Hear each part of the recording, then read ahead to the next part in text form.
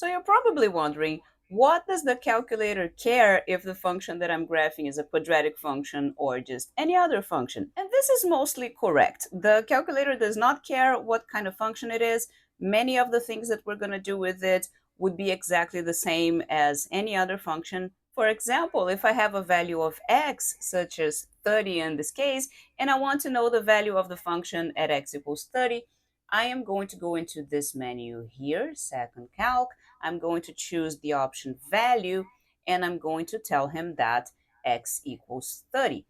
That gives me, well, x equals 30 and y equals 17 is my answer here. But if on the other hand, I want to find for what value of x is the function equal to 30, then you don't exactly have a button for that in the second calc menu, but you can explore a different option, which is coming back to the place where you type the functions and just typing 30 here as a second function. You're going to see it in red here. And I would like to ask you at this point to not only see this as a calculator instruction, a calculator trick on how to find x when you know y. Of course, this is what I'm going to use it for, but I really want you to think of this in terms of what does it mean when I just type a number in a place where I'm supposed to type a function, which is this screen here. And what it means is that it is a function, but it is a constant function equal to 30. That's why the graph is a horizontal line. Because for this red function, whatever value of x you choose, the value of y is going to be 30. Here's a different x, but it's the same y. Y is always 30, which is why this is the constant function 30, which we typed by just putting 30 here. So anyway, back to what I'm actually going to use it for. Remember when I had x equals 30 and I wanted to know y, I used the value. But when I have the y equals 30 and I want to find out the x, now I'm putting this horizontal line there, which is the constant function equal to 30. And I'm actually going to ask the calculator for the intersection between those two curves. I want to know for what value of x is the first curve, the blue curve, equal to the second curve, which is the red curve. And then the calculator is going to ask me for a guess. And as you can see, this has two possible intersections, right? Quadratic functions sometimes intersect horizontal lines in two different places. So if the question doesn't say anything, you have to give both of those as potential values of x. And in the calculator, you're just going to do the process twice. Remember, I was halfway through the process here when I stopped to talk about these things. I had chosen the blue curve as the first one, the red curve as the second one, and now the calculator is asking me for a guess. I'm going to move close to one of the intersections that I'm seeing, and that gives me the answer 21.5 to three significant figures. But now that you also want the second one, it is not enough to simply move your cursor to the left, okay? You do have to go into second calc again and choose intersect. The first curve is blue, the second one is red, but the thing that's going to change is that now you're going to put, I guess, closer to the other intersection, and you're going to get this time 2.51. Okay, that was easy. That's the basics of how to work with the calculator with functions. Now I'm going to erase the 30s and I'm going to ask something else of this function. Usual type of question, find the x-intercepts. So we are supposed to know that we have y-intercepts and x-intercepts. And we are also supposed to know what those mean. So beginner students sometimes get the impression that because they're always going to have a calculator with them, then they don't have to really do anything because the calculator is going to do everything. And that is very much not the case. The calculator doesn't know anything. For example, the calculator doesn't know what is a y-intercept, what is an x-intercept. You, the student, you have to know that. And the y-intercept is the value of f of 0, and the x-intercepts are the values of x that make the function f of x equal to 0. So the y-intercept is here, and the x-intercept is here. I know that there is another one over there, but for this question, let's pretend that we're working in this window because the problem wants us to work in this window, okay, so that I don't have to do things twice. And now back to the calculator instructions. What's going to happen here is the exact same thing as was happening in the previous example, only it's 0 instead of 30. So in order to get the y-intercept, which is f of 0, we are going to do second calc value, and we're going to type x equals 0 this time, and the calculator is telling us that the answer is 27. In order to do the x-intercept now, we could do the same thing as we did for 30. We could go in here and type a second function that is 0. It's going to be a little bit more difficult to see because now the horizontal line is coinciding with the horizontal axis, but it's there. You can see it's red. So you can do the same thing if you want. Second calc intersection between the blue curve and the red curve, and my guess is going to be somewhere around here. The answer seems to be 37.1. I do want to point out though that there is another way to do this. You don't need to put a function that is equal to 0. In the case of 0 specifically, okay, because 0 is already the axis. If it was find x such that f of x equals to 30, then sure, I'm going to put a horizontal line at 30 and do that. But for 0, it's not necessary because the 0 is special. The 0 is already in the picture as a horizontal axis. You don't need to put it there. And the second calc menu has a specific menu for finding the zeros of the function, which is this one. This is another thing that you, as a human being, are supposed to know. The zero of a function is the x-intercept of the function. They are in the same place. This is vocabulary. What is the zero of a function? It is the x-intercept, the value of x that makes f of x equal to 0. So how does the calculator work in that regard? Uh, it's asking us for a left bound, which means any place that is to the left of the 0. We can still see the 0. It is that intersection with the axis there. So here is to the left of it. Here is also to the left of it. It doesn't matter. It just has to be to the left. And then you go to the right bound, which is someplace to the right of the 0. Give it a guess, which is someplace between the two. It doesn't even have to be very close.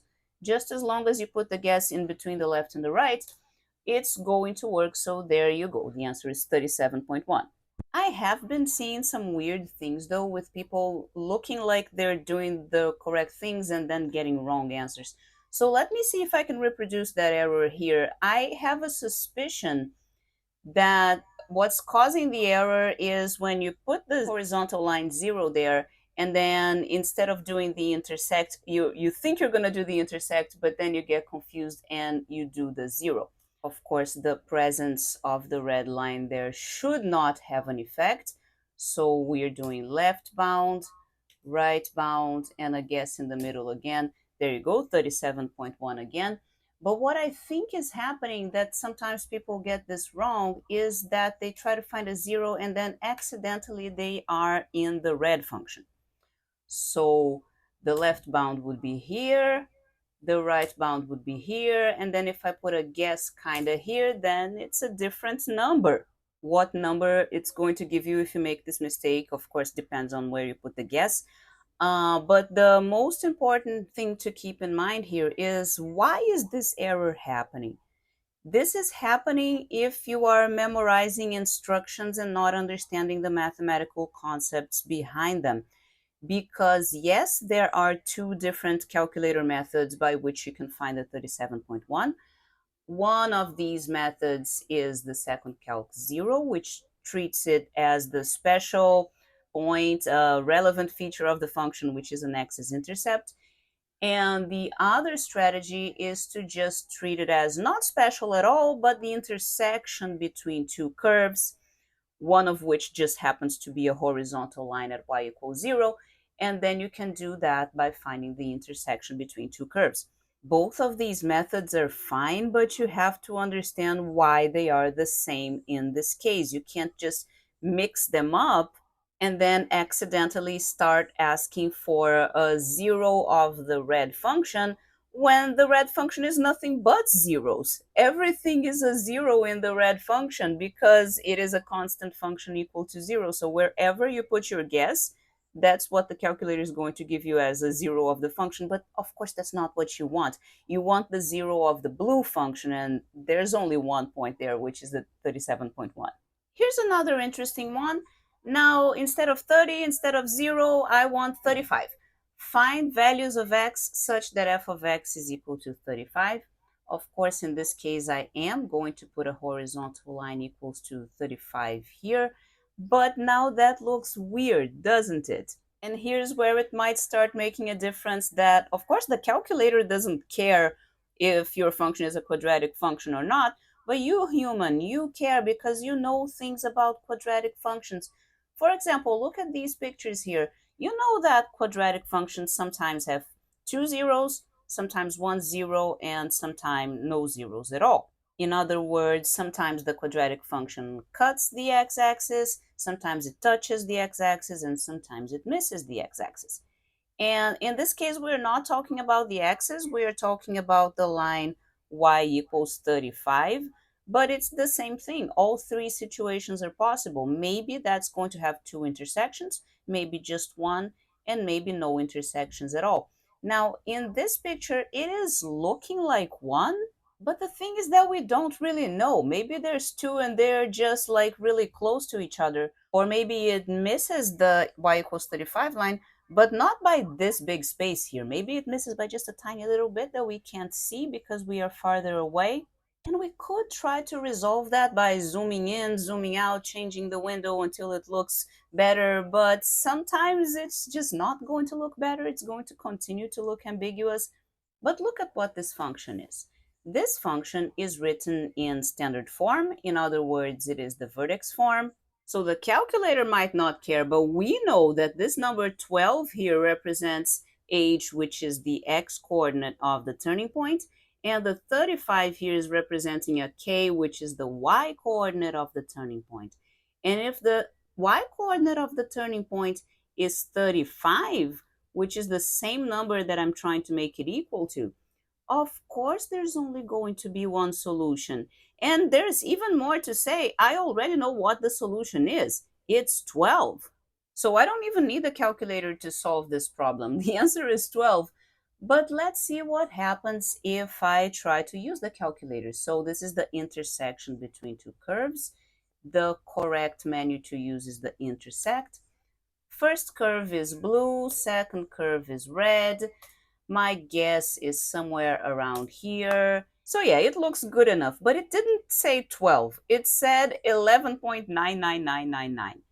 I know that when you round that to three significant figures, it's going to become 12.0, but that's still a little bit annoying to not be sure whether it's exactly 12 or just close enough to 12 that it rounds to 12 in three significant figures. So still more satisfying to actually know it's 12 because that's the way that the function is written. So here's another kind of situation, and this is going to be interesting in terms of the calculator. Now I want to find the x-intercepts. And again, it's looking like it's going to be touching. Again, I could put the line y equals 0 and treat it as an intersection between two curves. But I did mention in the beginning of the video that for the number 0 specifically, to find solutions of f of x equals 0, I don't really need to do that because the second calc has a specific one for that, which is 0. And then I can ask left bound, right bound, and a guess in the middle. Guess what's going to happen when I click enter here? There is an error. What is happening here? Usually a lot of students are scared to read what the error screen actually says because it sounds very, very technical. And people would rather just go back and retrace their steps to see if they can catch a mistake by themselves. That's sometimes a good strategy, but for today I want to read what's written on the screen. It says that the calculations are not detecting a sign change. The name of the error is no sign change. What is this about? So signs are plus and minus. This is what he's talking about. And this is a hint as to how the calculator looks for the x-intercept when you ask it to. So I've changed the function here temporarily just to point something out. Maybe you've never had a reason to consider this before, but here's the thing. when you ask for the zero of a function in the calculator and you give him a left bound and the right bound, for this to work, there needs to be a sign change between that left bound and that right bound. So in other words, either the left or the right, but one of them you need to be choosing a place where the function is positive, and the other one you need to be choosing a place where the function is negative. You don't usually have to think about this because you do it naturally. If you're looking for a zero, of course the zero is often going to be in between the plus and the minus, right? It needs to go through the zero to change the sign. But that's different when you're looking for a zero of a quadratic function that might just be touching. And the difference is that because that's touching, then you don't have one side in the plus and the other side in the minus. You just have both sides are positive. Can you get rid of that issue by going the other way instead, just putting the zero here and looking for an intersection instead of looking for a zero? Well, sure, you can do that, but clearly sometimes that also doesn't work. I went too fast. Why did this happen? I really thought this one was going to work. First curve is blue, second curve is red. Let me move the guess this time, which I didn't do last time. Yeah, it doesn't work. Okay, so how are you going to do this? How are you going to decide if this thing is touching or cutting, and where is it cutting? What are the answers to the question, find the x-intercept? But you know something else that the calculator doesn't know. You know that if that thing is touching, that is the vertex of your quadratic function. That is the minimum point of the quadratic function. So instead of having an ugly zero here, let's instead not do that and ask the calculator instead for the minimum. This doesn't require a sign change. It also asks for a left and a right, but this one is not going to give an error. It's just telling us not exactly the number that we wanted because we wanted it to be 12. Again, 11.99997, is that 12? The y is also not being very zero, right? It is almost zero. It is something times 10 to the negative 13. But you suspect it must be 12, right? So you go into the second calc again and ask for the value when x equals 12. And then you see that y is 0 when x equals 12, so this thing is touching, so there is only one x-intercept, and the answer here is x equals 12. Another interesting kind of situation that can happen is when you want to find the intersection between a quadratic and a line, but it's not a horizontal line, such as this one, for example. So again, it kind of looks like it's touching, but it could just be two intersections that are close and we can't distinguish with our eyes, or it could be that they are passing really close to each other but actually missing instead of touching or cutting. And an interesting thing in this diagonal case here is that even if we try to zoom in, it is not going to be very helpful. So this is the current window that I've been using all this time from negative 10 to 40. I'm going to get a little bit closer now. Just in case you are following this in your calculator, these are the numbers that I'm going to use now. And it does get us closer to the intersection, but it doesn't really help us see what is going on. Basically, any point inside of that yellow circle that you told me is an intersection, I could possibly believe you because they look close enough. And getting even closer is not going to help. If you want to try in your calculator to find a better window, these are the functions that we are working with. But instead, I'm just going to go back to the original window and do something else. So the thing about the fact that the quadratic and a line can have 0, 1, or 2 intersections is that in the previous examples that we were doing, because the line was horizontal, the touching case, the one intersection, was always happening at a turning point, and I have an easier way in the calculator to find turning points that doesn't have to be find the intersection. But when it's diagonal, it's different because that might very well be just one intersection. It might be the case where it's touching, but it's nowhere near the turning point. So I can't use that resource in this case. but that is what I want to do. So I'm going to try to force my calculator to do that, or rather, not the calculator. I'm going to try to force my functions to do that. I am going to try to force the functions to be touching, if they are touching, at a turning point, because that's easier, because that is a more convenient thing that I know how to do in the calculator. So here's the idea. I have one function in blue and the other function in red, and I am looking for points where they have the same value. So I'm going to type a third function here, and the idea is that if the blue and the red have the same value, then the difference between blue and red needs to be 0. So I'm going to type another function here to be the difference between blue and red.